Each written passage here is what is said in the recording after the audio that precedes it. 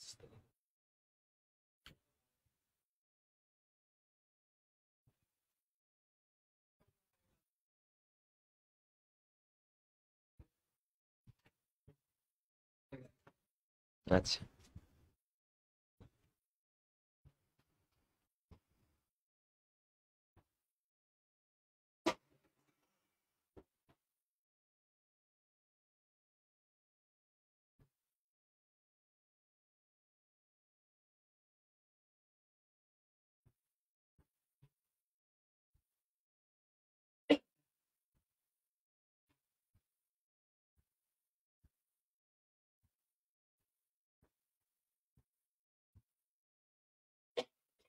আচ্ছা সম্মানিত শিক্ষার্থীবৃন্দ, সবাইকে আজকের লাইভ ক্লাসে স্বাগতম জানাচ্ছি।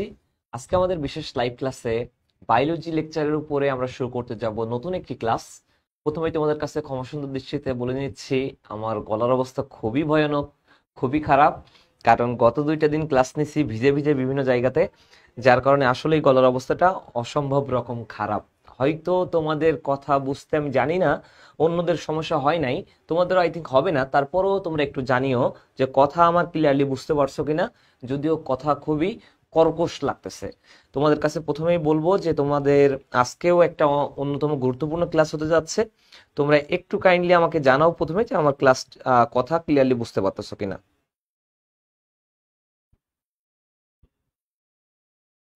কথা ক্লিয়ারলি বুঝতে পারতেছো কিনা এটা একটু আমাকে জানাও।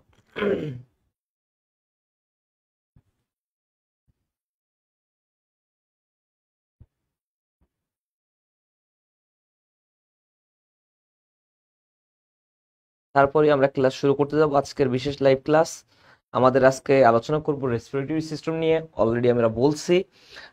তারপরও আমরা তারপরও আমরা তোমাদেরকে বলে রাখি, আজকে কিন্তু অনেক নতুন কোনো কিছু শিখতে যাচ্ছি আমরা, ঠিক আছে? অনেক নতুন নতুন নতুন কিছু শিখতে যাচ্ছি তোমাদেরকে। আচ্ছা দেখো, আহ আব্দুল্লাহ আল মোহাইমিনুল ইসলাম স্যার লিখছেন আমাদের, যে শোনা যাচ্ছে, থ্যাংক ইউ আপনাকে। আচ্ছা, আমরা প্রথমে আজকে বলবো রেসপিরেটরি সিস্টেম হচ্ছে আমাদের বডির ক্ষেত্রে অন্যতম গুরুত্বপূর্ণ একটা সিস্টেম। কিভাবে আমরা কার্বন ডাইঅক্সাইডটা ত্যাগ করতেছি, কিভাবে অক্সিজেন গ্রহণ করতেছি। আমরা শুধু মনে করি রেসপিরেটরি সিস্টেম মানেই হচ্ছে কার্বন ডাইঅক্সাইড ত্যাগ এবং অক্সিজেন গ্রহণ, কিন্তু রেসপিরেটরি সিস্টেম মানে কি নতুন করে আজকে সেটা শিখবো।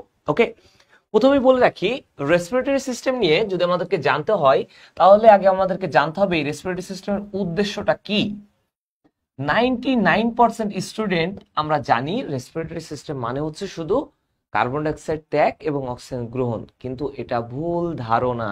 আবারও বলতেছি, এটা ভুল ধারণা। কেন ভুল ধারণা একটু খেয়াল করেন। রেসপিরেটরি সিস্টেম মানেই হচ্ছে আমাদের জানতে হবে, এখানে রেসপিরেটরি সিস্টেম মানে আমাদেরকে জানতে হবে আসলে কি রেসপিরেটরি সিস্টেম। আমরা দেখেন, আমরা প্রথমেই প্রত্যেকটা পয়েন্টটা খেয়াল করবেন। আমরা খাবার খাই, ওকে, আমরা খাবার খাই। এই প্রত্যেকটা খাবার কি হচ্ছে, প্রত্যেকটা খাবার অক্সিজেন দ্বারা আবার জারিত হয়। কি হয়? অক্সিজেন দ্বারা জারিত হয়। অক্সিজেন দ্বারা জারিত হয় মানে বোঝেন তো, অক্সিজেন দ্বারা আমরা খাবারটাকে পোড়াচ্ছি। ওকে, অক্সিজেন দ্বারা জারিত হওয়া আর খাবার পোড়ানো মানে এই না যে আমার বডির ভিতরে আমি আগুন জ্বালিয়ে দিয়েছি। এটা কি? না, এটা না। এটার মানে হচ্ছে অক্সিজেন দ্বারা প্রত্যেকটা খাবারকে জারিত করা হচ্ছে, টুকটুক করে টুকটুক করে এটাকে পুষ্টির উপাদানে তৈরি করা হচ্ছে। দেখেন, তারপরের পয়েন্ট, প্রত্যেকটা খাবারের ভিতরে কি আছে? বিভব শক্তি জমা আছে। কি আছে? বিভব শক্তি জমা আছে। আমরা জানি, এখন একটু ফিজিক্স পড়তেছি, রিমাইন্ডার, মনে করেন যে এটা ফিজিক্স। প্রত্যেকটা শক্তি আমরা জানি, শক্তি কখনো ধ্বংস হয় না, একটা জায়গা থেকে আরেকটাতে রূপান্তর হয়। ঠিক একইভাবে আমরা যে খাবারটা খাচ্ছি, এই খাবারটার ভিতরে কি একটা শক্তি জমা আছে। কি শক্তি জমা আছে? এই খাবারটার ভিতরে আছে বিভব শক্তি।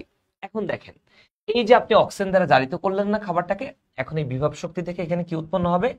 অক্সিজেন দ্বারা জারিত করার কারণে এখানে তাপ শক্তি উৎপন্ন হবে। কি উৎপন্ন হবে? তাপ শক্তি।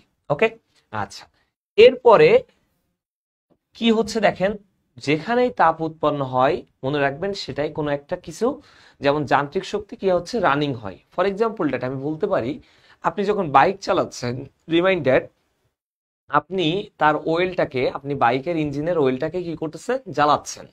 যখন জ্বালাচ্ছেন ওখানে কিন্তু তাপ উৎপন্ন হচ্ছে। রিমাইন্ডেড আপনি দেখেন যে ইঞ্জিনটা নির্দিষ্ট একটা টাইম পরে এটা কি হয়, এটা গরম হচ্ছে। যখন তাপ শক্তি উৎপন্ন হচ্ছে তখন এটা কি হচ্ছে, রানিং হচ্ছে, মানে কি গতি শক্তিতে রূপান্তর নিচ্ছে।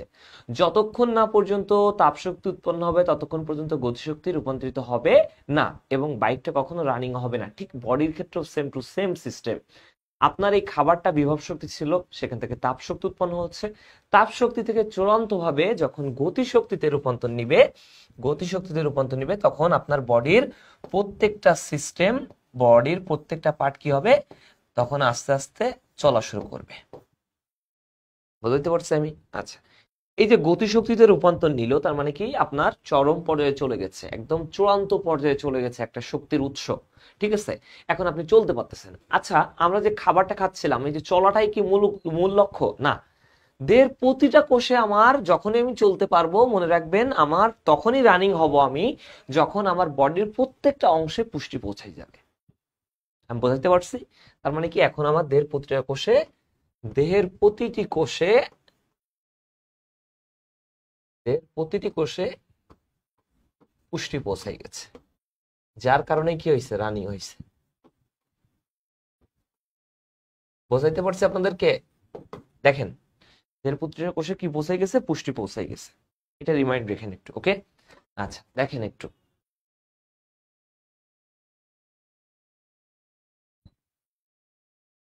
এই পর্যন্ত একটু লক্ষ্য রাখেন, ওকে?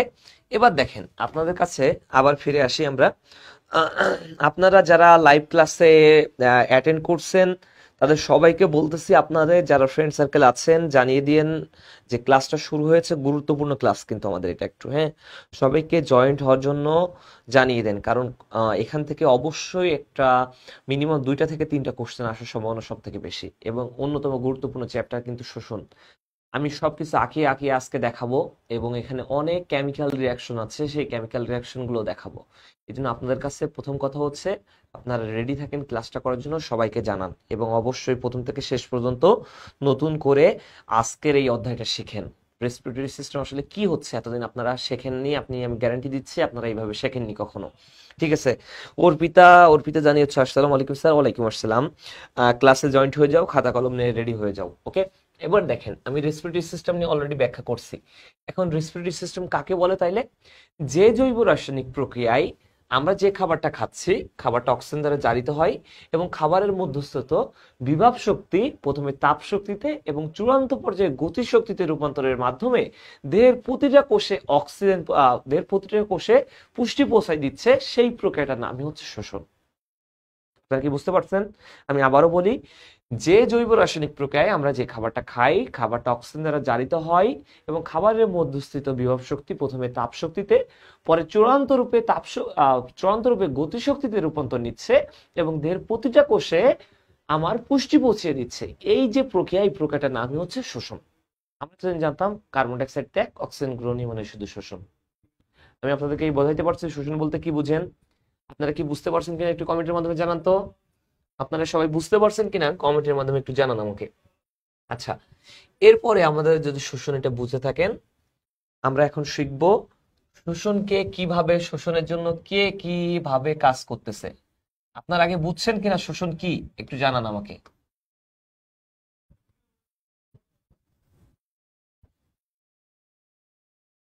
আচ্ছা, শোষণকে আমরা 3টা পার্টে ভাগ করব। কয়টা পার্টে? আচ্ছা, অর্পিতা লিখছেন যে ক্লিয়ার স্যার, থ্যাংক ইউ। যদি ক্লিয়ার হয়ে থাকে তাহলে আমরা নেক্সটে যাচ্ছি। আপনারা অন্যরা ক্লিয়ার কিনা একটু জানান। বায়ু গ্রহণ ও ত্যাগ অঞ্চল, শোষণকে 3টা ভাগে ভাগ করব। প্রথম পার্টের নাম বায়ু গ্রহণ ও ত্যাগ অঞ্চল,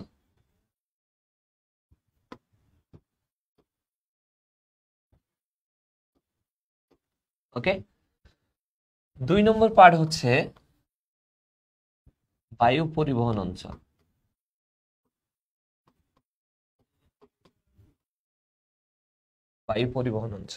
ওকে? 3 নম্বর পার্ট দেখেন শোষণ অঞ্চল। 3 নম্বর পার্ট কি আমার? শোষণ অঞ্চল।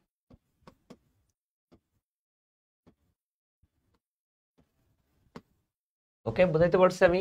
এবার দেখেন, এই 3টা পার্ট আমরা টুকটুক করে বিভক্ত করব, এবং প্রত্যেকটা পার্ট পড়ালেখা করব। এখন সবাইকে জানাই দেন, আবারও বলতেছি সবাইকে ক্লাসের জন্য ক্লাসে অ্যাটেন্ড করতে বলেন, কারণ গুরুত্বপূর্ণ ক্লাস যাচ্ছে কিন্তু আমাদের, ঠিক আছে, গুরুত্বপূর্ণ ক্লাস যাচ্ছে। বায়ুগ্রহ, আমি কথা দিচ্ছি এই অধ্যায়ের একটা লাইনও পড়া লাগবে না যদি আপনি আজকে সম্পূর্ণ ক্লাসটি শেষ পর্যন্ত করতে পারেন, ঠিক আছে, একদম সম্পূর্ণ ক্লাসটি শেষ পর্যন্ত করতে পারলে নতুন করে কোনো কিছু পড়া লাগবে না, আমি চ্যালেঞ্জ দিচ্ছি।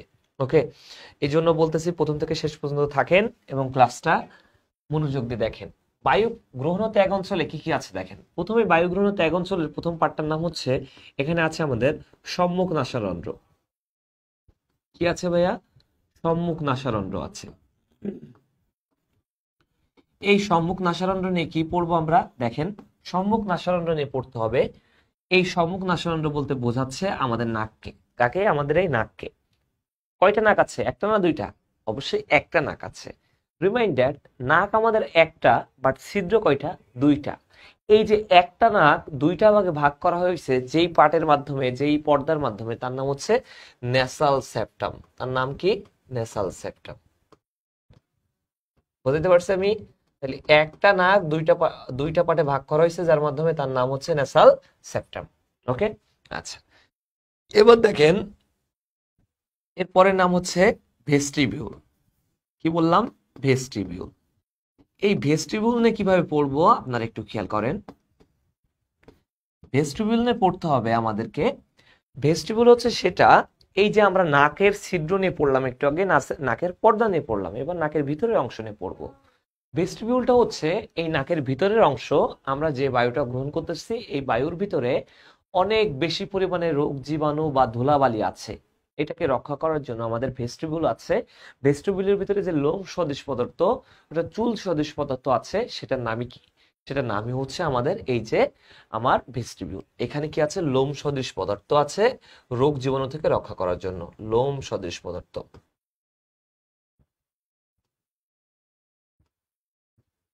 বোঝাতে পারছি আপনাদেরকে?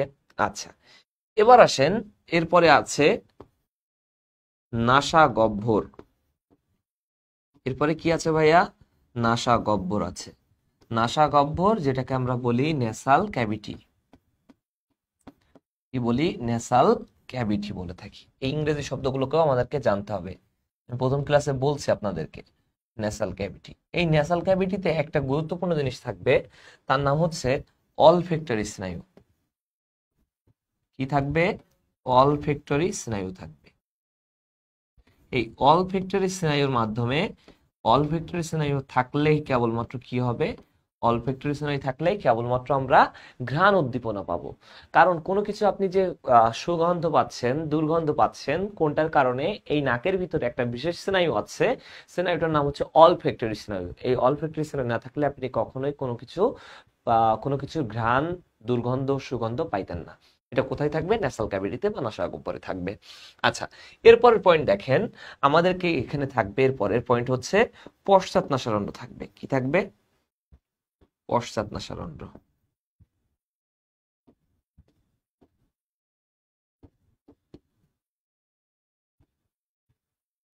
পশ্চাৎ নাসারন্ধ্রের ক্ষেত্রে দেখেন, পশ্চাৎ নাসারন্ধ্রকে আমরা কি বলবো? এখানে থাকবে আমাদের, এখানে কোয়ানি থাকবে। কি থাকবে ভাইয়া? কোয়ানি থাকবে। কোয়ানি কেন থাকবে? কারণ কোয়ানি মানেই হচ্ছে গ্রিক কোয়া শব্দের অর্থ দুই ছিদ্র। কই ছিদ্র? দুই ছিদ্র। তার মানে দুই ছিদ্রযুক্ত একটা নালীপথ থাকবে। এখানে দুই ছিদ্রযুক্ত একটা নালীপথ থাকবে। কোথায় থাকবে এটা? আমাদের পশ্চাৎ নাসারন্ধ্রে থাকবে। বুঝতে পারছি? পশ্চাৎ নাসারন্ধ্রে কি থাকবে? আমাদের দুই ছিদ্রযুক্ত নালীপথ, যেটাকে আমরা কি বলতেছি? কোয়ানি বলতেছি। ওকে, এই কোয়ানি নিয়ে পরীক্ষা আসবে, নিচের কোন জায়গাতে বা কোন গহ্বরের ক্ষেত্রে আমাদের এই কোয়ানি থাকবে। পরীক্ষায় অ্যান্সার থাকবে চারটা অপশন। পরীক্ষার হলে কি মনে হবে যে চারটাই তো অ্যান্সার হবে, কিন্তু আসলে কোনটা? পশ্চাৎ নাসারন্ধ্র। এইভাবে বুঝে বুঝে পড়তে হবে আপনাদের। ওকে, বুঝতে পারছি? এই পর্যন্ত কি ক্লিয়ার আছেন? এই পর্যন্ত কি ক্লিয়ার? এই পর্যন্ত কি ক্লিয়ার কিনা একটু জানান তো আমাকে। এই পর্যন্ত ক্লিয়ার কিনা জানান। তারপর আমরা পড়বো আর একটা গুরুত্বপূর্ণ অংশ। এই বায়ু গ্রহণ ও ত্যাগ অঞ্চলের ক্ষেত্রে আর একটা গুরুত্বপূর্ণ অংশের নাম হচ্ছে দেখেন, বায়ু গ্রহণ ও ত্যাগ অঞ্চলে আমরা পড়তেছি আর একটা নাম হচ্ছে গলবিল। কি নাম? গলবিল। গলবিলের ক্ষেত্রে দেখেন, গলবিলের ক্ষেত্রে কি হবে? গলবিল হচ্ছে এমন একটা জিনিস যেখানে আমরা এটাকে কি বলতেছি? ল্যারিংস বলতেছি। প্রথমে আমরা এটাকে কি বলবো? ল্যারিংস। ভালো কথা, লিখলাম।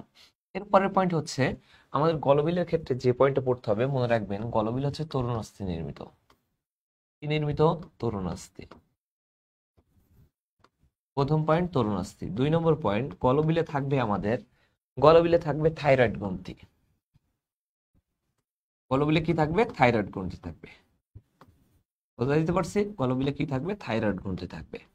আবার মনে রাখেন, গলবিলের পরের আর একটা গুরুত্বপূর্ণ পয়েন্ট হচ্ছে, এই গলবিল থেকে একটা না একটা পয়েন্ট থাকবেই। গলবিলের ক্ষেত্রে থাইরয়েড গ্রন্থিটা যখন একটু বড় হয়ে যায়, একটা বয়ঃসন্ধিকালের পরে একটু বেশি লম্বা আকার ধারণ করে থাকে। এই যে আমার দেখতে পাচ্ছেন পুরুষদের ক্ষেত্রে এই হাড়টা একটু সামনের দিকে এগিয়ে আসে, তাই এটাকে বলা হচ্ছে বিশেষ একটা নাম, তার নাম হচ্ছে, এটাকে অ্যাডামস আপেল বলা হয়। কি বলা হয় এদেরকে? অ্যাডামস আপেল বলে। বুঝতে পারছি আপনাদের? 4 নম্বর পয়েন্ট হচ্ছে, এই অ্যাডামস আপেলের ঠিক নিচে দুই ছিদ্রযুক্ত, অ্যাডামস আপেলের নিচে ঠিক নিচে দুই ছিদ্রযুক্ত একটা পড থাকবে, সেটা নাম হচ্ছে, সেই জায়গাটার নাম হচ্ছে অ্যাপিগ্লোটিস। নাম কি ভাইয়া? অ্যাপিগ্লোটিস। কি থাকবে? অ্যাপিগ্লোটিস থাকবে। অ্যাপিগ্লোটিস বা আলজিহ্বা থাকবে। অ্যাপিগ্লোটিস বা কি থাকবে? আলজিহ্বা থাকবে। আমি কি আপনাদের বোঝাইতে পারছি? আমি কি ক্লিয়ার করতে পারছি কিনা দেখেন, প্রশ্ন থাকলে প্রশ্ন করবেন। অ্যাপিগ্লোটিস থাকবে কোথায়? অ্যাডামস আপেলের ঠিক নিচে দুই ছিদ্রযুক্ত একটা পদ, যেখানে আমি কি বললাম? অ্যাপিগ্লোটিস বা আলজিহ্বা থাকবে। লাস্ট পয়েন্ট, এটার লাস্ট পয়েন্ট হচ্ছে, এখানে আমাদের ক্ষেত্রে এখানে আর একটা গুরুত্বপূর্ণ পয়েন্ট থাকবে, সেটা হচ্ছে এখানে ভোকাল কর্ড থাকবে। কি থাকবে? ভোকাল কর্ড থাকবে, যেটাকে বাংলাতে আমরা বলি স্বরযন্ত্র। কি বলি ভাইয়া? স্বরযন্ত্র বলি। এই ভোকাল কর্ড বা স্বরযন্ত্র থাকবে, যেটা কি 6 জোড়া আকারে, 6 জোড়া আকারে থাকে।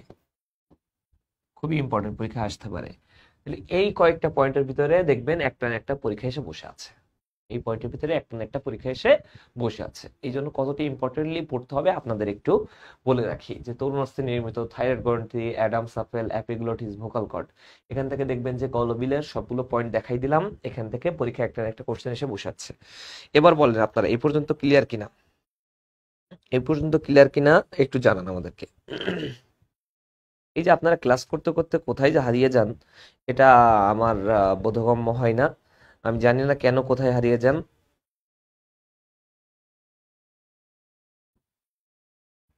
গুরুত্বপূর্ণ ক্লাস, আবারও বলছি। আপনারা এই পর্যন্ত ক্লিয়ার কিনা একটু জানান আমাকে। আমি এবার একটু পড়বো দুইটা জিনিস। একবার পড়বো বায়ু পরিবহন অঞ্চল। বায়ু পরিবহন অঞ্চলের জন্য দুইটা জিনিস দায়ী, একটা নাম হচ্ছে ট্রাকিয়া,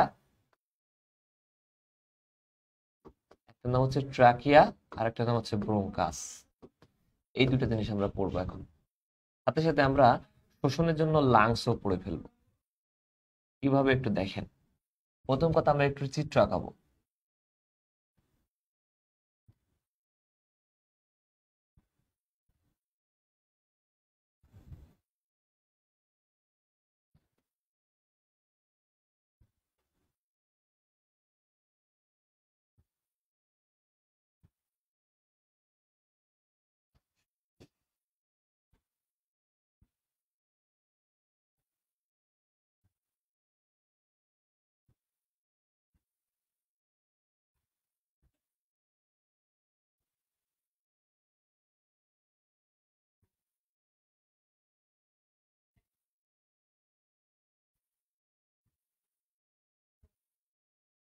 চিত্রটা খেয়াল করেন সবাই।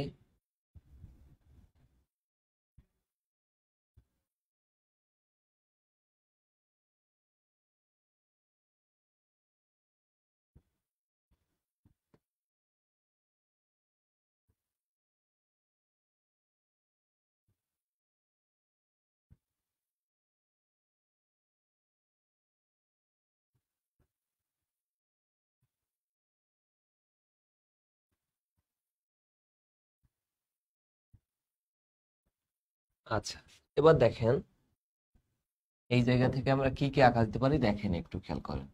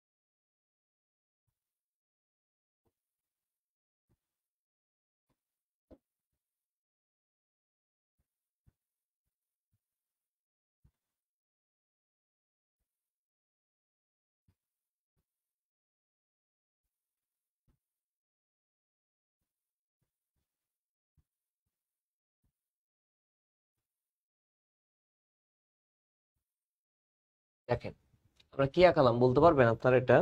আমরা এটা আঁকালাম আহ, আমরা এটা আঁকালাম হচ্ছে লাংসের একটা চিত্র। আমরা এটা আঁকালাম লাংসের একটা চিত্র, ফিগার। ওকে, এখন আমরা এই চিত্র থেকে লাংস, ট্রাকিয়া, ব্রোঙ্কাস তিনটাই পড়বো।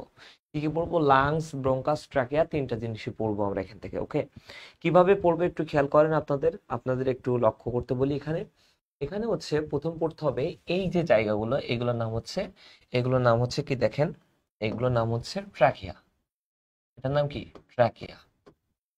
এই ট্রাকিয়ার ক্ষেত্রে কি পড়বো? এই ট্রাকিয়াটা সম্পূর্ণ এখান থেকে এই পর্যন্ত, এটা দৈর্ঘ্য হচ্ছে 12 সেন্টিমিটার। ট্রাকিয়ার ক্ষেত্রে এই দৈর্ঘ্যটা কত? 12 সেন্টিমিটার।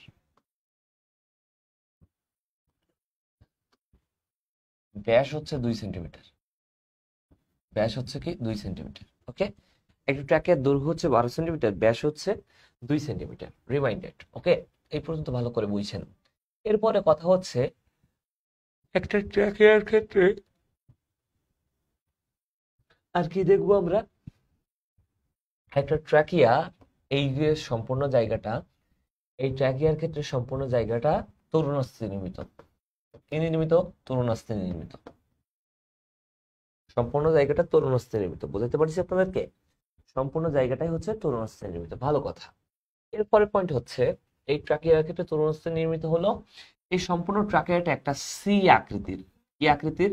সি আকৃতির বা অর্ধবলয় আকৃতির, বা অর্ধবলয় আকৃতির একটা হাড়। দেখছেন এই যে অর্ধবলয়, খেয়াল করেন কিন্তু, পয়েন্ট খেয়াল করেন, এগুলো কিন্তু অর্ধবলয়। দেখেন এইরকম করে অর্ধবলয় তৈরি করছে, অর্ধবলয়। তাহলে অর্ধবলয় আকৃতির, তাহলে অর্ধবলয় আকৃতির হাড় কোনটি? শ্বাসনালী বা ট্রাকিয়া। বুঝতে পারছি আপনাদেরকে?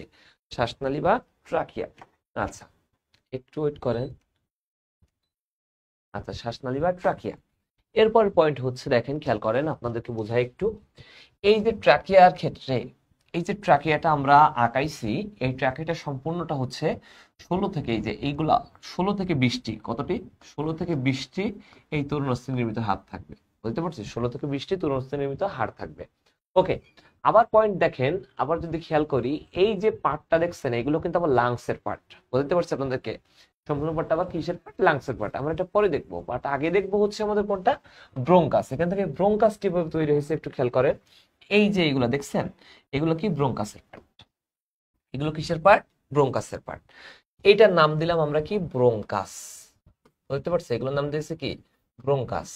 এক বছর এদেরকে কি বলা হয়? ব্রোঙ্কাই বলা হয়। এদেরকে এক বছরে কি বলা হয়? ব্রোঙ্কাই বলা হয়। বুঝতে পারছি আপনাদের? এক বছরে কি বলা হচ্ছে? ব্রোঙ্কাই বলা হচ্ছে। আচ্ছা, আবার একটু খেয়াল করেন আপনারা, এটা যদি ব্রোঙ্কাস বা ব্রোঙ্কাই বলে থাকি, দেখেন এইগুলো দেখছেন আস্তে আস্তে গিয়ে শাখা প্রশাখায় বিভক্ত হয়েছে। এই শাখা প্রশাখায় বিভক্ত হয়েছে, এগুলোর নাম দিচ্ছি আমরা ব্রোঙ্কিউল। কি নাম দিচ্ছি? ব্রোঙ্কিউল নাম দিচ্ছি। বুঝতে পারছি? এগুলোর নাম দিলাম কি? ব্রোঙ্কিউল। ওকে, এখন আসেন, এগুলোর নাম কি? ব্রোঙ্কিউল। এগুলোর নামও কি? ব্রোঙ্কিউল। বুঝতে পারছি আপনাদের? এগুলোর নাম কি হয়েছে? ব্রোঙ্কিউল নাম দিচ্ছি। রিমাইন্ডেড। এখন কথা, আমার এই ব্রোঙ্কাস আর লাংস একটা অপরটির বিপরীত। কি বললাম? ব্রোঙ্কাস বা লাংস হচ্ছে একটা অপরটির বিপরীত। কিভাবে? খেয়াল করেন, আমাদের কি, আমাদের এই এই এই যে চিত্র আঁকাইছি, দেখেন একটু খেয়াল করেন, মনে রাখবেন সবসময় বোর্ডে যে চিত্র আঁকানো হয়, এই চিত্রটা হচ্ছে নিজেদের চিত্র আঁকানো হয়, নিজেরটা কল্পনা করে।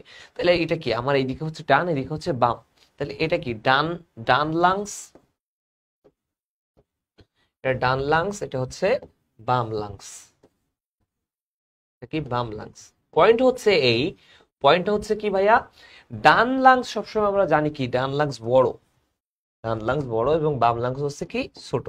বাট এই যে ব্রোঙ্কাসের ক্ষেত্রে, ব্রোঙ্কাসের ক্ষেত্রে সম্পূর্ণ উল্টা। ডান ব্রোঙ্কাস হচ্ছে ছোট, ডান ব্রোঙ্কাস হচ্ছে ছোট, এবং বাম ব্রোঙ্কাস হচ্ছে কি? বড়। কতটুকু বড়? খেয়াল করেন, এটা হচ্ছে 5 সেন্টিমিটার দৈর্ঘ্য, আর এটা হচ্ছে 2.5 সেন্টিমিটার দৈর্ঘ্য।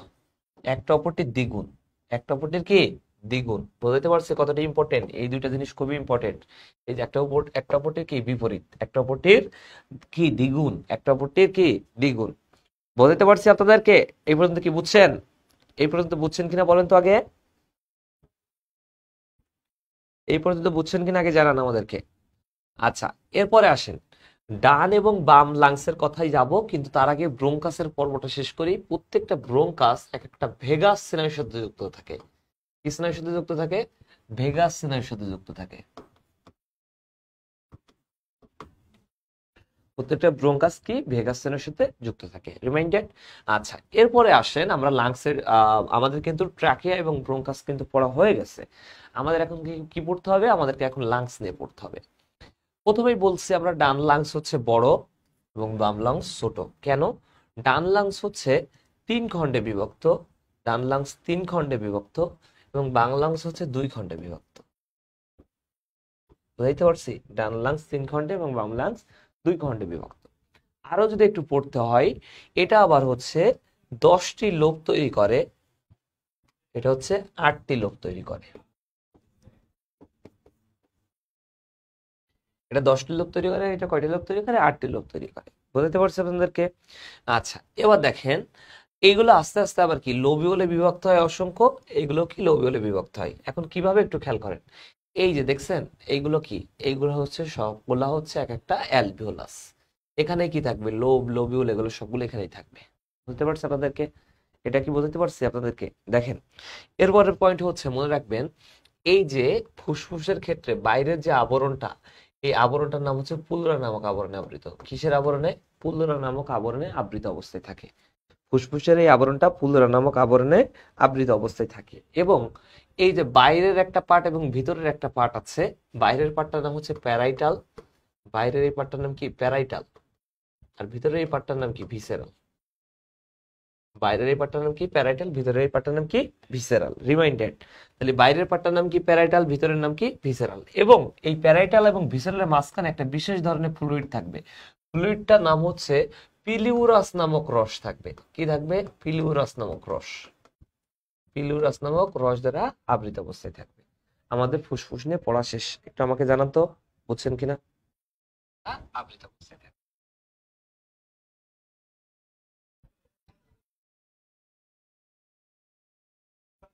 আমার কথা কি ক্লিয়ার শোনা যাচ্ছে? একটু জানান তো আমাকে,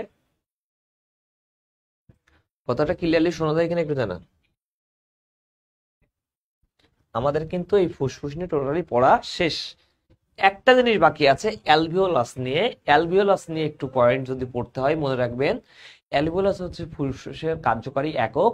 এটা প্রত্যেকটা অ্যালভিওলাস সারফেক্টেন্ট নামক সারফেক্টেন্ট নামক সারফেক্টেন্ট নামক ডিটারজেন্ট ডিটারজেন্ট কোষ থেকে, ডিটারজেন্ট নামক এক ধরনের রাসায়নিক পদার্থ ক্ষরণ করে। এটা কি করে? সারফেক্টেন্ট নামক ডিটারজেন্ট রাসায়নিক পদার্থটা আবার কি করতেছে? এটা আবার করতেছে কি আপনার ক্ষেত্রে, যে কোনো ধরনের জীবাণু যদি আপনার দেহের ভিতরে ঢুকে থাকে, এই জীবাণুটাকে সম্পূর্ণরূপে প্রতিহত করার জন্য অল টাইম রেডি থাকতেছে কি? এই সারফেক্টেন্ট নামক রাসায়নিক পদার্থ। আমি আপনাদেরকে বোঝাতে পারছি? সারফেক্টেন্ট নামক রাসায়নিক পদার্থ। আচ্ছা, এবার দেখেন আবার আর একটা কথা বলি আপনাদেরকে, খেয়াল করে। এই সারফেক্ট্যান্ট আবার সেপ্টাল সেপ্টাল 2 নামক কোষ থেকে খরিত হয়। কোন জায়গা থেকে? সেপ্টাল 2 নামক কোষ, সেপ্টাল 2 নামক কোষ থেকে খরিত হচ্ছে। এবং একটা একটা একটা হচ্ছে অ্যালভিওলাস সাধারণত 14 থেকে নবজাতকের ক্ষেত্রে 14 থেকে 18 দিনের মধ্যে গঠিত হচ্ছে এবং সেটার সংখ্যা 700 মিলিয়ন পর্যন্ত হচ্ছে। একটা পূর্ণাঙ্গ মানুষের ক্ষেত্রে 700 মিলিয়ন। রিমাইন্ডার, এই যে আপনার সংখ্যাটা, এই সংখ্যাটা আপনারা সুন্দর করে পড়ে নেবেন। অ্যালভিওলাসের সংখ্যা একটা নবজাতকের ক্ষেত্রে কত, একটা পূর্ণাঙ্গ মানুষের ক্ষেত্রে কত, একটা নারীর ক্ষেত্রে কত, এটা সুন্দর করে পড়ে নেবেন। আর একটা আপনাদের পয়েন্ট যদি এখানে বলতে হয়, মনে রাখবেন 24 সপ্তাহ 24 সপ্তাহ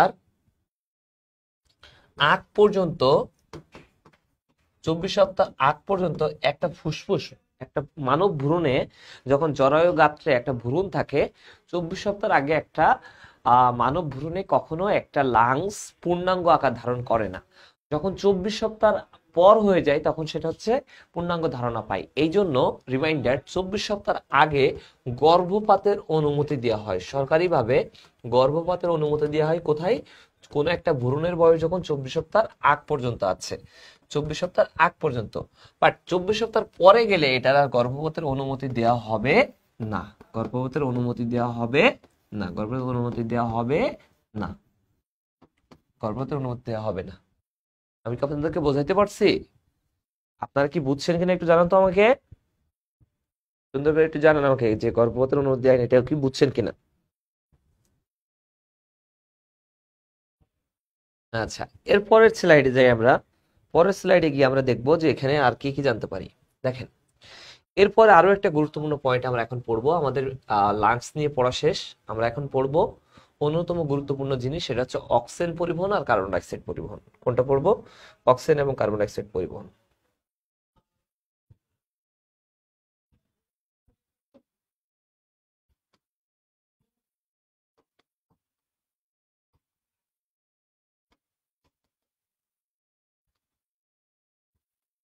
আমরা এখন পড়তেছি অক্সিজেন পরিবহন এবং কি কার্বন ডাইঅক্সাইড পরিবহন। রিমাইন্ডার, অক্সিজেন পরিবহন সবসময় হচ্ছে, এই যে অক্সিজেন এবং কার্বন ডাইঅক্সাইড পরিবহন, এটাকে আমরা বলি গ্যাসীয় বিনিময়।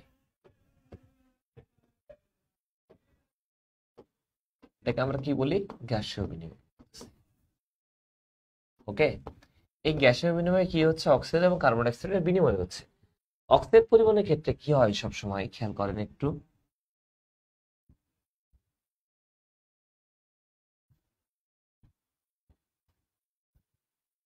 অক্সিজেন পরিবহনের ক্ষেত্রে এই যে অক্সিজেন গুলো ঢুকতেছে, সারা থেকে অক্সিজেন যুক্ত রক্ত, সারা দেহ থেকে অক্সিজেন যুক্ত রক্ত, আমার দেহের ভিতরে অক্সিজেন যুক্ত রক্ত না, সরি, আমি যে অক্সিজেনটা গ্রহণ করতেছি সেই অক্সিজেনটা দেখেন গ্যাস আকারে কোথায় ঢুকতেছে?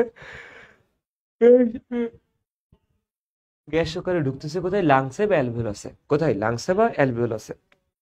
যখন এই যে লাংসে বা অ্যালভিওলাসে ঢুকতেছে, লাংসে বা অ্যালভিওলাসে যখন ঢুকলো, তখন কি হচ্ছে? এখানে চাপ থাকতেছে সব থেকে বেশি, 104 মিলিমিটার পার চাপ। কত থাকতেছে? 104 মিলিমিটার পার চাপ। ঠিক আছে, বুঝতে পারছি। 104 মিলিমিটার পার চাপ থাকলো। এখন এর ভিতর থেকে আমার কি হচ্ছে? আমার অক্সিজেনটা কোথায় যাইতে হবে? এই যে কৌশিক জালিকার ভিতরে যাইতে হবে। কৌশিক জালিকার ভিতরে যে যাবে, যখন কৌশিক জালিকার ভিতরে যাবে, তখন দেখেন, তখন এখানে চাপ আছে 40 মিলিমিটার পার চাপ। কত মিটার আছে? 40 মিলিমিটার পার চাপ আছে। তাইলে এখন আমরা বলতে পারি অনায়াসে যে এখানে একটা ব্যাপন প্রক্রিয়া হবে। ব্যাপন প্রক্রিয়ার মাধ্যমে এখানে এই যে কার্বন অক্সিজেনটা কোথায় যাচ্ছে? অ্যালভিওলাস থেকে কৌশিক জালিকায় যাচ্ছে। যখনই কৌশিক জালিকায় যাবে, দেহের প্রতিটা কোষে অক্সিজেন পৌঁছানোর জন্য রেডি হয়ে যাবে। তার মানে কি, এখানে অ্যাজ ইউজুয়ালি অক্সিজেনটা কোথায় যাচ্ছে? আমার কৌশিক জালিকায় গেল। কতক্ষণ পর্যন্ত হবে? যতক্ষণ না পর্যন্ত দুই জায়গায় চাপ কি থাকবে? 100 মিলিমিটার পার চাপ। 100 মিলিমিটার পার চাপ হবে, ততক্ষণ পর্যন্ত দুইটা জায়গায় অক্সিজেন কি হবে? ব্যালেন্সিং অবস্থায় যাইতে থাকবে। রিমাইন্ডার, এটা কেন ব্যাপন হলো আপনারা জানেন সবাই। ব্যাপনের ক্ষেত্রে আমরা জানি, ব্যাপন মানে বফর ব্যাপন, বফর বেশি ঘনত্ব। তার মানে কি, বফর ব্যাপন, বফর বেশি ঘনত্ব। বেশি ঘনত্ব থেকে অবশ্যই কোন দিকে যাবে? কম ঘনত্বের দিকে যাবে। যখন অবিশ্রবণ হবে, কোনটা হবে? অবিশ্রবণ। অবিশ্রবণের ক্ষেত্রে আপনারা সবাই জানেন, অফর অল্প ঘনত্ব থেকে, অফর অল্প অল্প থেকে কোন দিকে যাবে? বেশির দিকে যাবে। এই জন্য গেছে। তার মানে কি, ব্যাপন প্রক্রিয়া হয়েছে। এখানে একটা ব্যাপন প্রক্রিয়া হওয়ার মাধ্যমে এখানে কি হয়েছে? অ্যাজ ইউজুয়ালি সকল সিস্টেমটা আমাদের কি হলো? সাম্য অবস্থায় গেল। যখনই সাম্য অবস্থায় গেছে, সাম্য অবস্থায় গেছে, ততক্ষণ পর্যন্ত কি হবে? কতক্ষণ পর্যন্ত এই ব্যালেন্সিং ক্রিয়াটা তৈরি হবে? যতক্ষণ না পর্যন্ত দুই জায়গায় চাপটা কত হবে? 100 মিলিমিটার পার চাপ। যতক্ষণ না পর্যন্ত দুই জায়গায় চাপ কি হবে? 100 মিলিমিটার পার চাপ, ততক্ষণ পর্যন্ত কি হবে? এই অক্সিজেনটা যাইতে থাকবে। বুঝতে পারছি? এই চাপটা ততক্ষণ পর্যন্ত চাইতে থাকবে। আচ্ছা, এটা হচ্ছে অক্সিজেন পরিবহন ছিল। এই অক্সিজেন পরিবহনটা খুবই সামান্য পরিমাণে হয়।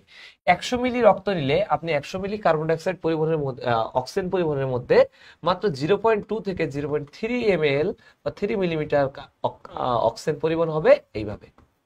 বাকি 99.98% পরিবহন হবে অন্যভাবে। সেটা এখন দেখাবো। 99.98% কোনটা, দেখেন। এবার পড়বো অক্সিজেন পরিবহন সব থেকে বেশি হয় যেটা, সেটা কোনটা? সেটা হচ্ছে এই যে রাসায়নিক পরিবহন। কোনটা ভাইয়া? রাসায়নিক পরিবহন। রাসায়নিক পরিবহন, দেখেন, রাসায়নিক পরিবহন কিভাবে অক্সিজেনের সাথে? এইচবি, আমরা সবাই জানি এইচবি সবসময় একা থাকতে পারে না, এইচবি4 আকারে লিখতে হয়। এখানে কি পরিবহন করতেছি? অক্সিজেন পরিবহন। দুইটা বিক্রিয়া করলো, বিক্রিয়া করে কি তৈরি করলো? দেখেন তো, HbO2, এখানে দিলাম 4, এখানে দিলাম 4, সমতা করলাম জাস্ট। দেখেন তো হয়েছে কিনা? অক্সিজেন হিমোগ্লোবিনের সাথে যুক্ত হয়ে দেহের প্রতিটা কোষে অক্সিজেন পৌঁছাই দিচ্ছে। যে প্রকার পৌঁছাই দিচ্ছে সেটার নাম কি? রাসায়নিক পরিবহন। আর যেই জিনিসটা তৈরি করলো তার নাম হচ্ছে কি? দেখেন তো, তার নাম হচ্ছে অক্সি হিমোগ্লোবিন। নাম কি?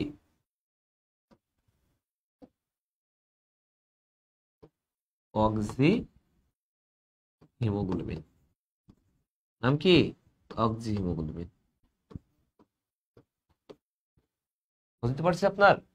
এই যে 99.98% অক্সিজেন পরিবহন হয় এইভাবে। কি বোঝাতে পারছি আপনাদেরকে? আই থিঙ্ক বুঝতে পারছেন। এখন কথা হচ্ছে অক্সিহিমোগ্লোবিন কি? আমরা সবাই জানি হিমোগ্লোবিন সম্পর্কে, আমরা সবাই জানি যদি হিমোগ্লোবিন লেখা হয় পরীক্ষায় আসে হিমোগ্লোবিন কি, তাহলে সবাই লিখবে দেখেন কি, হিম মানে লৌহ, হিম মানে কি লৌহ, গ্লোবিন মানে কি প্রোটিন, গ্লোবিন মানে কি প্রোটিন, অর্থাৎ কি লৌহ গঠিত প্রোটিন। কি বলবে? লৌহ গঠিত প্রোটিন। যেখানে লৌহযুক্ত প্রোটিন আছে সেটার নামই কি হিমোগ্লোবিন। তাহলে অক্সিহিমোগ্লোবিন কি? মনে রাখবেন অক্সিহিমোগ্লোবিন হচ্ছে এমন একটা হিমোগ্লোবিন যেখানে লৌহ গঠিত প্রোটিন আছে এবং সেখানে তার সাথে কি যুক্ত আছে? অক্সিজেন। এখন সেখানে আবার সেটাকে কিভাবে লেখা যায় মনে রাখবেন, একটা হিম গ্রুপ কতটি অক্সিজেনের সাথে যুক্ত হয়েছে দেখেন তো? 4টা। রিমাইন্ডার, এইভাবে যুক্ত হয়, এইভাবে যুক্ত হয়, জাস্ট লাইক দ্যাট, একটা জটিল যৌগের মতো। চারদিক থেকে এভাবে অক্সিজেন গিয়ে এভাবে একটা জটিল যৌগের ন্যায় তৈরি করে। আমি কি বোঝাইতে পারছি আপনাদেরকে? এভাবে একটা জটিল রাসায়নিক যৌগ তৈরি করে। তাই আমরা লিখবো অক্সিহিমোগ্লোবিন হচ্ছে একটা জটিল শিথিল রাসায়নিক যৌগ। শিথিল মানে কি? ঠান্ডাযুক্ত রাসায়নিক যৌগ, যা রক্তের লাল রঙের জন্য দায়ী। এবং হিমোগ্লোবিনকে ভাঙলে আমরা পাই লৌহগঠিত প্রোটিন। এবং আরো লিখবো যা একটা হিম গ্রুপ 4টা অক্সিজেন মূলকের সাথে যুক্ত থাকে। আই থিঙ্ক বোঝাতে পারছি আপনাদেরকে। শেষ, এই পর্যন্ত অক্সিজেন পরিবহন শেষ। 100 ml রক্তের মধ্যে 99.98% অক্সিজেন পরিবহন করে এই প্রক্রিয়ার মাধ্যমে। আপনারা কি বুঝছেন? আই থিঙ্ক আপনারা বুঝছেন। আপনারা আই থিঙ্ক বুঝে গেছেন এই পর্যন্ত। বুঝতে পারছি আপনাদেরকে? এবার আসেন কার্বন ডাইঅক্সাইড পরিবহনে যাচ্ছি আমরা। কোথায় যাচ্ছে এবার? কার্বন ডাইঅক্সাইড পরিবহন।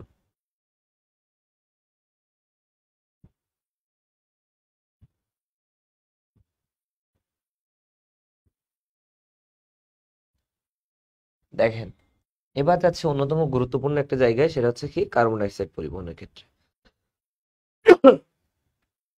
দেখেন,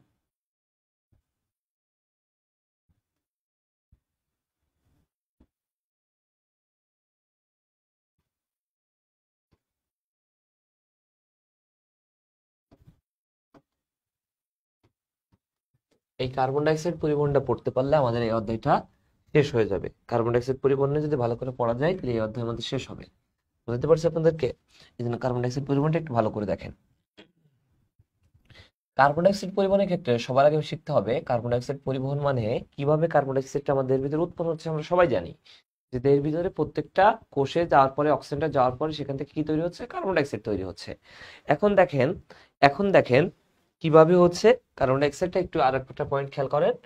আম, যদি বলা হয় কার্বন ডাইঅক্সাইড পরিবহনের ক্ষেত্রে আর একটা গুরুত্বপূর্ণ পয়েন্ট কি? আর একটা গুরুত্বপূর্ণ পয়েন্ট হচ্ছে এইটা, যে প্রথম পয়েন্টের নাম হচ্ছে ভৌত পরিবহন। নাম কি? ভৌত পরিবহন। নাম কি? ভৌত পরিবহন। বুঝতে পারছি? এই ভৌত পরিবহনের ক্ষেত্রে দেখেন, ভৌত পরিবহনের ক্ষেত্রে কি হচ্ছে? আমার সারা দেহে কি পরিবহন করতেছে? এখন কার্বন ডাইঅক্সাইড পরিবহন করতেছে। কার্বন ডাইঅক্সাইডের সাথে যখন পানি যুক্ত হয়, কি যুক্ত হয়? যুক্ত হয় পানি। তখন এখানে কি তৈরি করে? কার্বনিক অ্যাসিড তৈরি করে। একটা বিশেষ এনজাইম এখানে কাজে লাগে। এনজাইমটার নাম হচ্ছে কার্বনিক অ্যানহাইড্রেজ এনজাইম। নাম কি? Carbonic anhydrase. নাম কি এটার? Carbonic anhydrase enzyme. এই এনজাইমটার কারণে কি হচ্ছে? কার্বনিক অ্যাসিড তৈরি হচ্ছে। রিমাইন্ডার, এই কার্বনিক অ্যাসিডটা আমি আপনি সবাই প্রতিদিন খাচ্ছি। এই কার্বনিক অ্যাসিডটা আমি আপনি প্রতিদিন সবাই খাচ্ছি। কিভাবে খাচ্ছি একটু খেয়াল করেন। এই কার্বনিক অ্যাসিডটা আমি আপনি প্রতিদিন সবাই খাচ্ছি এইভাবে। বিষয়টা হচ্ছে এইভাবে যে আপনি প্রতিদিন 7 আপ খান, আপনি প্রতিদিন কোকা কোলা খান, আমি আপনি সবাই প্রতিদিন বিভিন্ন রকম কোল্ড ড্রিঙ্কস খাচ্ছি। এই প্রত্যেকটা কোল্ড ড্রিঙ্কস এর ভিতরে এই কার্বনিক অ্যাসিড আছে। এবং এই কোল্ড ড্রিঙ্কস এর কারণে এটাকে বলা হয় কার্বোনেটেড বেভারেজ। কি বলা হয়? Carbonated beverage.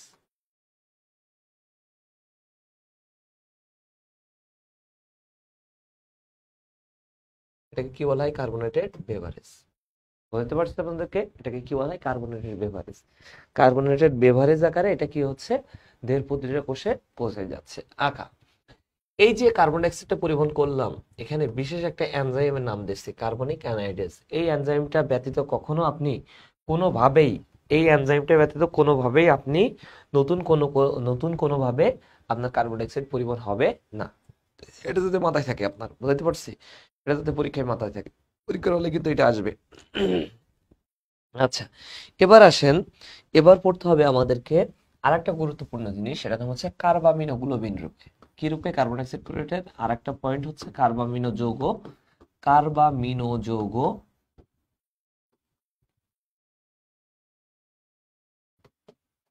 এই কার্বামিনো যৌগকে আমরা প্রথমে লিখতে পারবো কার্বামিনোগ্লোবিন রূপে। কি রূপে? কার্বামিনোগ্লোবিন রূপে। কার্বামিনোগ্লোবিনকে দেখেন, কার্বামিনোগ্লোবিনকে আমি যদি এখন ভাঙতে পারি, কার্বামিনোগ্লোবিন, এই কার্বামিনোগ্লোবিনকে কিভাবে আমরা ভাঙতে পারবো দেখেন। কার্বামিনোগ্লোবিনকে আমি যদি এখন ভাঙি, এখানে প্রথমে লিখতে পারবো carbo. Carbo is the meaning of carbon dioxide. এখানে আকার আছে দেখছেন, আকারের সাথে মিনো যুক্ত হয়েছে, কি হয়েছে? অ্যামিনো। নাম কি? অ্যামিনো, যেটাকে আমরা কি বলতে পারি? NH2 লিখতে পারি, NH2। গ্লোবিন, কি গ্লোবিন? হিমোগ্লোবিন। তাহলে এই যে তিনটা জিনিস ভাঙলাম, দেখেন তো, আবার একটু খেয়াল করেন তো আপনারা, সময় ধরে একটু দেখেন তো। কার্বন ডাইঅক্সাইডকে আমরা কি বলতে পারি? কার্বো ভাঙলাম, যেখানে carbon dioxide, for mino, amino, globin for HB. It's mean that HbNH2 বিক্রিয়া করবে কার সাথে? কার্বন ডাইঅক্সাইডের সাথে। দেখেন, Hb প্লাস NH2 বিক্রিয়া করবে কার সাথে? Carbon dioxide. কিভাবে? আমি এই তিনটাকে এখন কিভাবে বিক্রিয়া করাই? কার্বন ডাইঅক্সাইডকে আমি আলাদা লিখছি আর HbNH2 কে আলাদা লিখছি।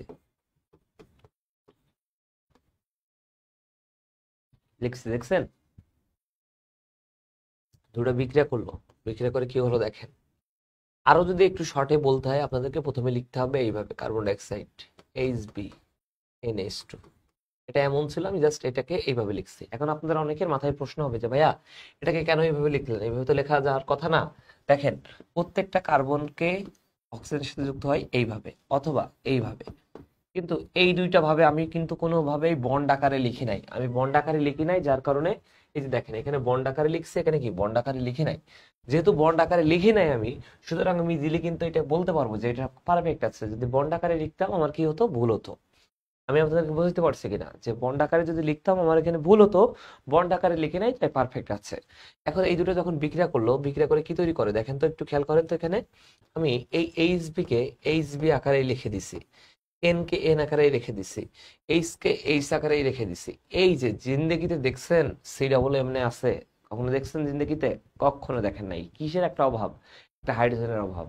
কিন্তু কোনো কারণে যদি হাইড্রোজেন এখানে বসিয়ে দিতে পারি, কি মূলক হবে? কার্বক্সিলিক অ্যাসিড মূলক হবে। তাহলে আমার বিক্রিয়াটা পূর্ণ হবে। তাহলে আমি যদি কোনো কারণে এটাকে এইভাবে এই জায়গায় এনে বসাই দিতে পারি, কান ধরে টেনে এনে, তাহলে কি আমার হয়? অবশ্যই হয়। দেখেন তো, আমি এই যে বসাই দিলাম, আমার বিক্রিয়া কমপ্লিট হয়ে গেছে। এটাই আমার কার্বামিনো গ্লোবিন। এটাই আমার কি? কার্বামিনো গ্লোবিন রূপে। দেখেন, আপনারা কিন্তু বায়োলজি ক্লাস এখন কি পড়তেছেন? কেমিস্ট্রি। ভাবতেছেন যে কতটা ডিপলি পড়ানো হচ্ছে। এখন এটাকে আমি যদি লিখতে পারি HbNH3 কি আকারে লিখতে পারি? HbNH3,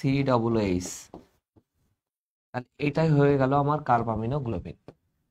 এটা আমার কি হয়ে গেল?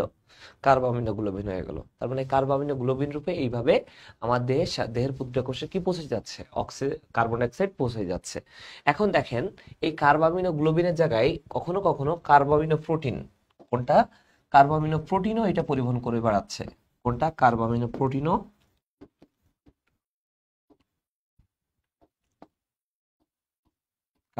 প্রোটিনও এটা পরিবহন করতেছে। বুঝাইতে পারছি? কার্বামিনো প্রোটিনও পরিবহন করতেছে। যখন কার্বামিনো প্রোটিন পরিবহন করবে, তখন দেখেন এই যে দেখছেন গ্লোবিন, গ্লোবিন কি ছিল? একটা হিমোগ্লোবিন, যেটা কোথায় থাকে? রক্ত কণিকাতে থাকে। আমি আপনাদের বোঝাতে পারছি কিনা? গ্লোবিন কি থাকে? একটা রক্ত কণিকাতে থাকে। আর প্রোটিন, প্লাজমা প্রোটিন কোথায় থাকে? রক্ত রসে থাকে। তারপরে বোঝা যাচ্ছে কার্বন ডাইঅক্সাইড শুধু লোহিত রক্ত কণিকা পরিবহন করবে না, এখানে রক্ত রসও পরিবহন করবে। রক্ত রস যেভাবে পরিবহন করবে, তার নাম হচ্ছে কার্বামিনো প্রোটিন। এই কার্বামিনো প্রোটিন যখন পরিবহন করবে সেম টু সেম রিয়াকশন করবে, শুধু এইচবির জায়গায় তখন আমরা দিয়ে দেবো পিআর। এইচবির জায়গায় কি দিয়ে দেবো? পিআর দিয়ে দেবো। এইচবির জায়গায় কি দিয়ে দেবো? পিআর দিয়ে দেবো। বুঝতে পারছি আপনাদের? এইচবির জায়গায় পিআর দিয়ে দিব, হয়ে যাবে কার্বামিনো প্রোটিন। 100% রক্তের মধ্যে 27% কার্বন ডাইঅক্সাইড পরিবহন হয় এই কার্বামিনো গ্লোবিন আর কার্বামিনো প্রোটিন রূপে। যদি কখনো একটু ডিপলি অ্যান্সার করা হয়, কার্বামিনো যদি দিল 3 ml কার্বন ডাইঅক্সাইড পরিবহন হচ্ছে, তার মধ্যে 2 ml পরিবহন হবে কার্বামিনো গ্লোবিন রূপে, 1 ml পরিবহন হবে কার্বামিনো প্রোটিন রূপে। বলতে পারছি কিনা? এই পর্যন্ত ক্লিয়ার কিনা একটু জানেন তো? এই পর্যন্ত ক্লিয়ার কিনা একটু জানান আপনারা।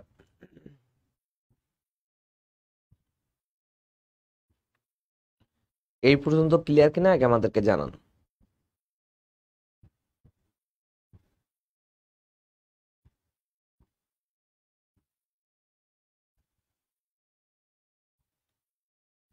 আচ্ছা, লাস্ট পয়েন্ট আমাদের এই অধ্যায়ের, লাস্ট পয়েন্ট আছে আমাদের এই অধ্যায়, সেটা হচ্ছে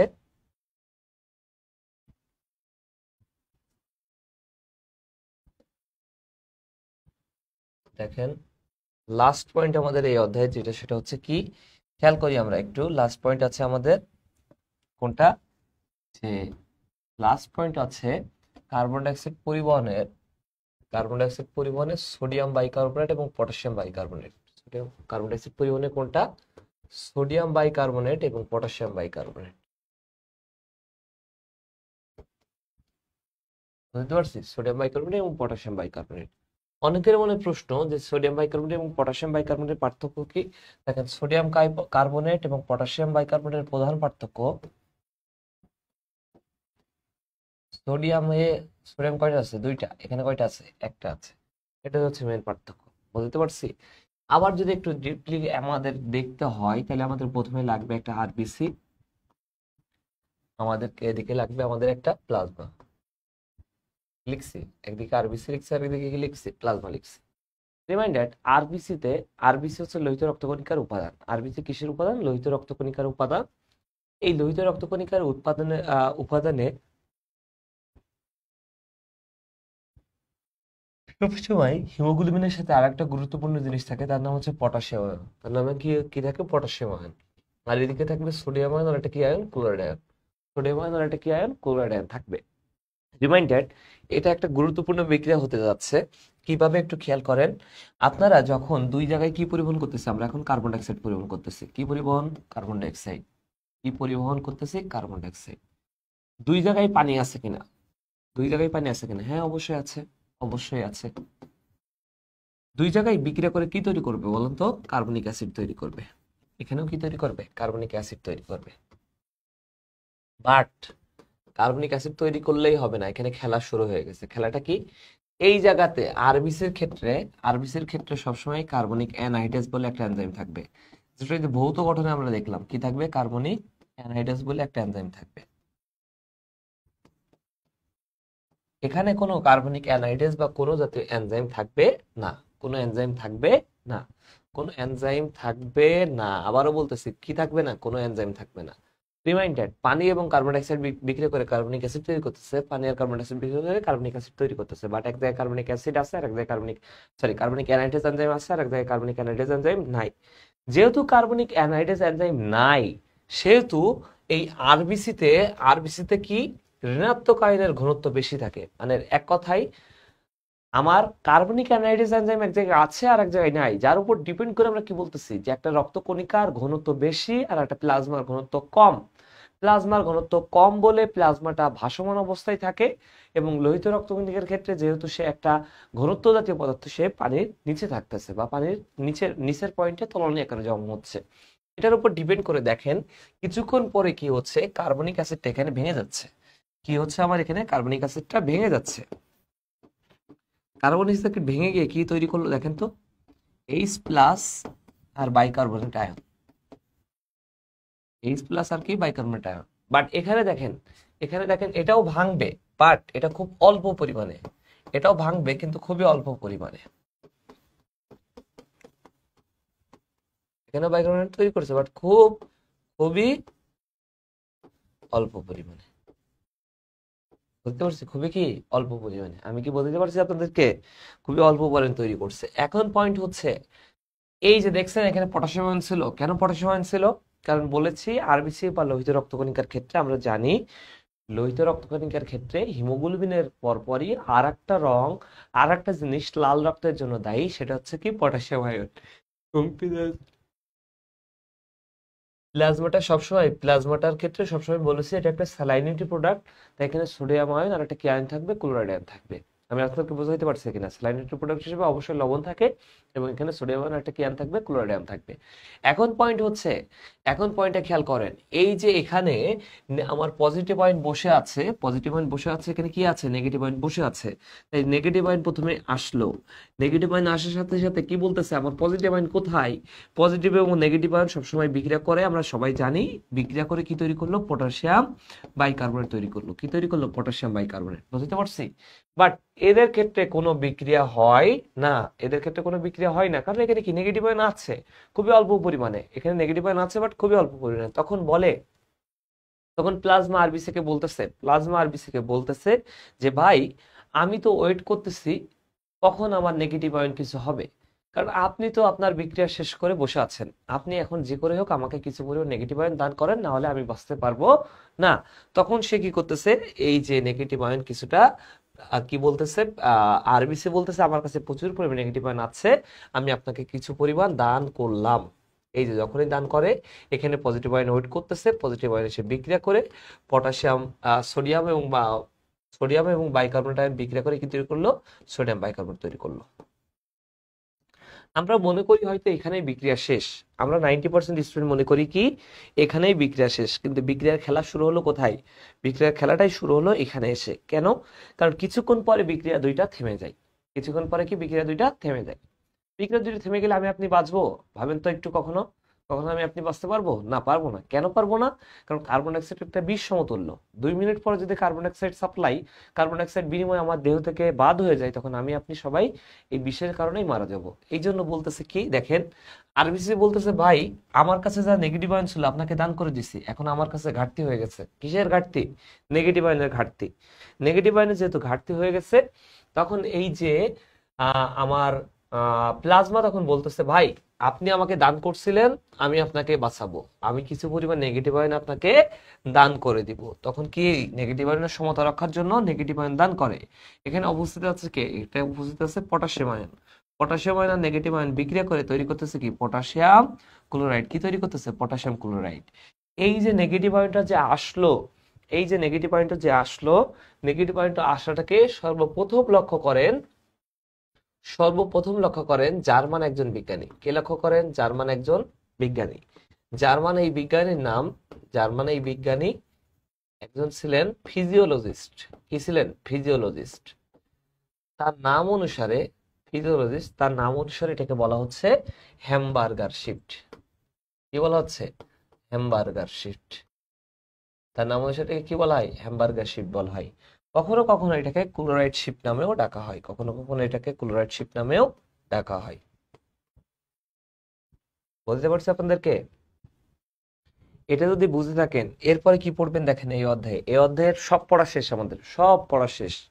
আমি আরেকবার প্রত্যেকটা স্লাইড রিপিট টানবো, তার আগে আপনাদেরকে বলে রাখি এখান থেকে আর পড়বেন বিভিন্ন শ্বাসনালীর রোগ আছে, যেমন সাইনোসাইটিস নিয়ে পড়বেন। সাইনোসাইটিস নিয়ে আপনারা একটু রিডিং দিবেন। সাইনোসাইটিসে দুইটা দুইটা মানে 4টা প্রকার আছে। এটা কোন জায়গায় অ্যাকুইট সাইনোসাইটিস মানে কোন জায়গায় কোনটা হচ্ছে, কোনটা দেখবেন ফ্রন্টাল সাইনোসাইটিস মানে কি এই যে চোখের উপরে কপালের মাঝখানের এই জায়গাটাতে, এই অবস্থানগুলো একটু দেখবেন। আর দেখবেন সাইনোসাইটিসের স্থায়িত্বকাল নিয়ে 2 ভাগে ভাগ করা হচ্ছে, সাইনোসাইটিসকে 2 ভাগে স্থায়িত্বকাল নিয়ে ভাগ করা হচ্ছে, এটা দেখবেন। আর তা বাদে আর কিছু দেখবেন না। যদি কখনো বলা হয় অটিটিস মিডিয়া, কি বলা হয়? অটিটিস মিডিয়া। মনে রাখবেন অটিটিস মিডিয়া হচ্ছে একটা মধ্যকর্ণের রোগ। কিসের রোগ? মধ্যকর্ণের রোগ। মধ্যকর্ণের রোগ। এইগুলা নিয়ে আর অন্য বেশি কিছু বলবো। এমফাইসেমা, এমফাইসেমিয়া, এমফাইসেমিয়া, এমফাইসেমিয়া। এমফাইসেমিয়া কখন হয়? যখন কেউ ধূমপায়ু রোগীর লাংসটা সাদা দোহাই ভরে যায়, সাদা দোহাই ভরে যায়। এই ধরনের রোগগুলো একটু রিডিং দিবেন। আমি একটু পড়াটা আজকে যা যা পড়াইলাম আপনাদেরকে একটু রিপিট করাই দিই। আমাদের ক্লাসের সব গুরুত্বপূর্ণ অংশ আমরা প্রথমে করিয়েছি, আমরা একটু দেখি। প্রথমেই শিখেছি আমরা শোষণ। শোষণ থেকে আমরা বলেছিলাম আমরা যে খাবারটা খাই অক্সিজেন দ্বারা জারিত হয়, সেখান থেকে বিভব শক্তি, বিভব শক্তিতে তাপ শক্তি, তাপ শক্তিতে আস্তে আস্তে এটা কোথায় যাচ্ছে, গতিশক্তিতে রূপান্তরিত হচ্ছে। যখন গতিশক্তিতে রূপান্তরিত হচ্ছে তখন দেহের গতিশক্তিতে রূপান্তরিত হওয়ার সময় কি হচ্ছে, দেহের প্রতিটা কোষ কি হচ্ছে, পুষ্টি পৌঁছে যাচ্ছে। যখন দেহের প্রতিটা কোষে পুষ্টি পৌঁছে যাবে আমরা বলতে পারবো কি, আমি তখন চলাচল করতে পারবো। এই প্রক্রিয়াটাকে কি বলা হয়, শোষণ। এবং মনে রাখবেন এখানে বাই প্রোডাক্ট হিসেবে দুইটা জিনিস তৈরি হয়। বাই প্রোডাক্ট হিসেবে একটা কার্বন ডাইঅক্সাইড আর একটা কি তৈরি হয়, একটা পানি তৈরি হয়। বাই প্রোডাক্ট হিসেবে কি তৈরি হয়, পানি এবং কার্বন ডাইঅক্সাইড। বুঝতে পারছি আপনাদেরকে?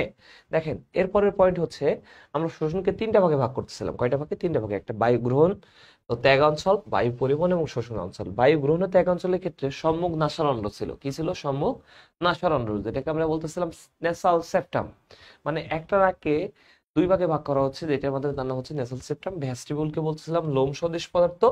নাসাগহ্বরকে বলেছিলাম আমরা নেসাল ক্যাভিটি, যেখানে কি থাকবে, অলফ্যাক্টরি স্নায়ু থাকবে। এই অলফ্যাক্টরি স্নায়ুর মাধ্যমে কি হচ্ছে, আমরা ঘ্রাণ উদ্দীপনা পাচ্ছি। কি পাচ্ছি আমরা? অলফ্যাক্টরি স্নায়ুর মাধ্যমে ঘ্রাণ উদ্দীপনা পাচ্ছি। আমরা এটা দেখিয়েছি, ঘ্রাণ উদ্দীপনা পাচ্ছি। আচ্ছা, এরপরের পয়েন্ট হচ্ছে পশ্চাৎনাসারণ্য, যেখানে কি থাকবে, কোয়ানিন আর নালীপথ, যেখানে দুই ছিদ্রযুক্ত পথ থাকবে। এরপরের পয়েন্টে আমরা গেছিলাম, আমরা এই যে গলবিল নিয়ে পড়েছি, খুবই ইম্পর্টেন্ট একটা পয়েন্ট, যেটা তরুণস্থ নির্মিত। থাইরয়েড গ্রন্থি, অ্যাডামস আপেল থাকবে, অ্যাপিগ্লোটিস থাকবে, কলকট থাকবে।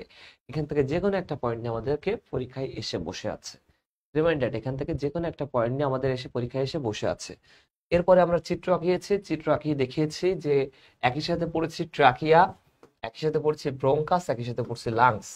ট্রাকিয়া নিয়ে এই যে এই জায়গাটার নাম হচ্ছে ট্রাকিয়া, এই জায়গাগুলোর নাম ট্রাকিয়া, যেখানে 16 থেকে 20টি এই ধরনের হাড় থাকবে। অর্ধবলয় বা সি আকৃতির হাড়, 12 সেন্টিমিটার দৈর্ঘ্য, 2 সেন্টিমিটার প্রস্থ। এখানে বলেছি এই যে চারপাশে এখান থেকে আসার পরে এই যে জিনিসটা তৈরি করলো এর নাম হচ্ছে কি, ব্রোঙ্কাস। এই যে এই জায়গাগুলোর নাম কি, ব্রোঙ্কাস। এই জায়গাগুলো কি, ব্রোঙ্কাস। এই ব্রোঙ্কাসের ক্ষেত্রে আমরা বলেছি ঠিক লাংসের বিপরীত, একটাপটির বিপরীত। ডানটা হচ্ছে ছোট, যেটা 2.5 সেন্টিমিটার, বামটা বড়, যেটা হচ্ছে টোটাল 5 সেন্টিমিটার। ওকে, এখানে আমরা পড়েছি ব্রোঙ্কাস নিয়ে, আমরা আরেকটু পড়বো। ব্রোঙ্কাসের ক্ষেত্রে আমরা কি বলেছি, ভেগাস স্নায়ুর কথা, ভেগাস স্নায়ুর সাথে সংযুক্ত অবস্থায় আছে। লাংসের ক্ষেত্রে পড়ছি দুইটা পার্ট, ডান এবং বাম। ডানটা বড়, বামটা ছোট। ডান 3 খণ্ড এবং বামটা 2 খণ্ডে। ডানটা 10টা লোবে, বামটা 8টা লোবে বিভক্ত, এবং এগুলো অসংখ্য লোবিউলে বিভক্ত থাকে। অ্যালভিওলাস নিয়ে আমরা পড়েছি। অ্যালভিওলাস নিয়ে এরপরে আমরা পড়েছি যে এটা এইভাবে পড়েছি। অ্যালভিওলাস নিয়ে আমরা পড়েছি সারপেক্টেন্ট নামক ডিটারজেন্ট জাতীয় কোষ থাকে, যেটা 14 থেকে 18 দিনের মধ্যে হয়ে থাকে। সেপ্টাল নামক 2 নামক কোষ থেকে এটা তৈরি হয়। এখানে 24 সপ্তাহ আগ পর্যন্ত একটা সারপেক্টেন্ট বা ডিটারজেন্ট বা একটা অ্যালভিওলাসের ক্ষেত্রে কি বলা হচ্ছে, তোমার হচ্ছে ভ্রূণ অবস্থায় থাকা পর্যন্ত এটাকে গর্ভপাতের অনুমতি দেওয়া হয়। যদি 24 সপ্তাহ পর হয়ে যায় এটা, তখন আর গর্ভপাতের অনুমতি দেওয়া হয় না। এরপরে পড়েছে অক্সিজেন পরিবহন। এখানে দেহের প্রতিটা কোষ থেকে অক্সিজেন আসতেছে কোথায়, অ্যালভিওলাসে। অ্যালভিওলাসে যখন আসতেছে এখানে চাপ বেশি থাকে, 104 মিলিমিটার পার চাপ, এখানে 40 মিলিমিটার পার চাপ। যেখানে ব্যাপন প্রক্রিয়ায় কি হচ্ছে, একটা চাপ সমতা তৈরি করার চেষ্টা করা হচ্ছে। যখন চাপ সমতা তৈরি করার চেষ্টা হয় তখন দুই জায়গায় যতক্ষণ না পর্যন্ত 100 মিলিমিটার পার চাপ হবে ততক্ষণ পর্যন্ত অক্সিজেনটা আমাকে সিস্টেম প্রক্রিয়ায় সাম্য অবস্থায় তৈরি হতে থাকবে। কি প্রক্রিয়া হতে থাকবে, ব্যাপন প্রক্রিয়া হতে থাকবে। এরপরে পড়েছি অক্সিজেন পরিবহনের আরেকটা গুরুত্বপূর্ণ পার্ট, হিমোগ্লোবিন এবং অক্সিজেন বিক্রিয়া করে অক্সিহিমোগ্লোবিন তৈরি করে। আমরা এখানে কিভাবে একটা হিমোগ্লোবিন 4টা অক্সিজেন মূলকের সাথে যুক্ত থাকে এটা পড়েছি। এরপরের পয়েন্ট হচ্ছে আমরা পড়বো এখানে পড়েছি হচ্ছে কার্বন ডাইঅক্সাইড পরিবহন, যেখানে প্রথমে পড়েছি ভৌত পরিবহন। কার্বন ডাইঅক্সাইড এবং পানি বিক্রিয়া করে কার্বনিক অ্যাসিড তৈরি করে, কার্বনেটেড বেভারেজ হয়, কার্বনিক অ্যানাইডেজ এনজাইম সহযোগিতা করে। কার্বামিনো গ্লোবিন যৌগ যখন আমরা পড়েছি, কার্বামিনো গ্লোবিন রূপে এখানে কার্বন ডাইঅক্সাইড অ্যামিনো গ্রুপ আর কি হয়, গ্লোবিন কাজ করে কি তৈরি করলো, এই যে কার্বামিনো গ্লোবিন তৈরি করলো। কিভাবে ভেঙে দেখছি, কার্বো অ্যামিনো আর গ্লোবিন কিভাবে হয় সেটা দেখাইছি। এবং এর সাথে আরো বলছে যে কার্বামিনো প্রোটিন রূপে পরিবাহিত হতে থাকে, যেটা কি রক্ত রস করে থাকে, যেটা কি 3 ml যদি কার্বন ডাইঅক্সাইড পরিবহন হয় তার মধ্যে 2 ml কার্বামিনো গ্লোবিন রূপে, 1 ml কি কার্বামিনো প্রোটিন রূপে। আচ্ছা, নেক্সট লাস্ট পয়েন্ট আমরা পড়ছি কার্বন ডাইঅক্সাইড পরিবহনের বিস্তার পরিবহন, যেটা কি 65% পরিবহন করে সোডিয়াম বাইকার্বনেট এবং পটাশিয়াম বাইকার্বনেট হিসেবে। যেখানে আমরা পড়েছি কি একদিকে আরবিসি থাকে আর একদিকে কি থাকে, প্লাজমা থাকে। প্রথমে বিক্রিয়া করে কার্বনিক অ্যানাইডেজ এনজাইমের সহায়তায় কার্বনিক অ্যাসিড, এদিকে কোনো বিক্রিয়া থাকে, কোনো কার্বনিক অ্যানাইডেজ থাকে না, তো এখানে শুধু কার্বনিক অ্যাসিড তৈরি করলো। ভেঙে গেল, ভেঙে যাওয়ার পরে পজিটিভ আর নেগেটিভ আয়ন তৈরি করলো। পটাশিয়াম আয়নের সাথে বিক্রিয়া করে পটাশিয়াম বাইকার্বনেট, এখানে সোডিয়াম আয়নের সাথে বিক্রিয়া করে সোডিয়াম বাইকার্বনেট। এই যে মাঝে মধ্যে দেখা যায় যে এখানে কি 2 মিনিট পরে কিছুক্ষণ পরে বিক্রিয়াটা থেমে যায়, কারণটা কি এখানে নেগেটিভ আয়নের ঘাটতি দেখা যায় কোথায়, আরবিসিতে। তাই প্লাজমা থেকে ক্লোরাইড আয়ন আসে, ক্লোরাইড আয়ন এসে এখানে বিক্রিয়া করে, বিক্রিয়া করে কি তৈরি করলো, পটাশিয়াম ক্লোরাইড তৈরি করলো। বিজ্ঞানী প্রথম জার্মান বিজ্ঞানী হ্যামবার্গার এই বিক্রিয়াটা দেখছিলেন, তার নাম অনুসারে এটাকে বলা হয় হ্যামবার্গার শিফটিং। এরপরে আমরা বলেছি এই অধ্যায়ে অনেকগুলো রোগের নাম আছে, এই রোগের নামগুলো আপনারা একটু রিডিং দিবেন। অটিটিস মিডিয়া মধ্যকর্ণের রোগ, এমফাইসেমিয়া ধূমপায়ী রোগ, সাইনোসাইটিস কি ঠান্ডার কারণে আমাদের যে টিম্পেনিক পর্দা এবং মাথার ইয়েতে সাইনোসাইটিস কি হচ্ছে, আমাদের সর্দি জমতেছে, যেখানে আমরা একটা কি বলতেছি, সাইনোসাইটিস বলতেছি। সাইনোসাইটিস প্রকারভেদ চারটা এটা দেখবেন এবং স্থায়িত্ব কালের উপর ডিপেন্ড করে যে দুইভাবে হচ্ছে এটা তো আপনারা দেখবেন। এই পর্যন্ত আপনারা সবাই ক্লিয়ারটা বুঝতে পারছেন কিনা আপনারা একটু জানান। ক্লিয়ার সম্পূর্ণ এই অধ্যায় আমাদের এখানে সমাপ্তি হবে, আপনারা বুঝতে পারছেন কিনা আগে আমাদেরকে জানান। আর কোনো কোশ্চেন আছে কি ক্লাস নিয়ে? ক্লাস আছেন একজন আংখি কবিরাজ, আপনি জানান যে ক্লাস বুঝতে পারছেন কিনা বা কোনো রকম প্রবলেম আছে কিনা।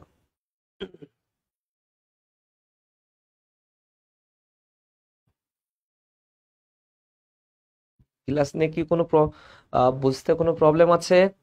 এখান থেকে মিনিমাম 2টা থেকে 3টা কোশ্চেন হবে, কিন্তু প্রতি বছরই হচ্ছে এবং হবে, আপনারা একটু জানান।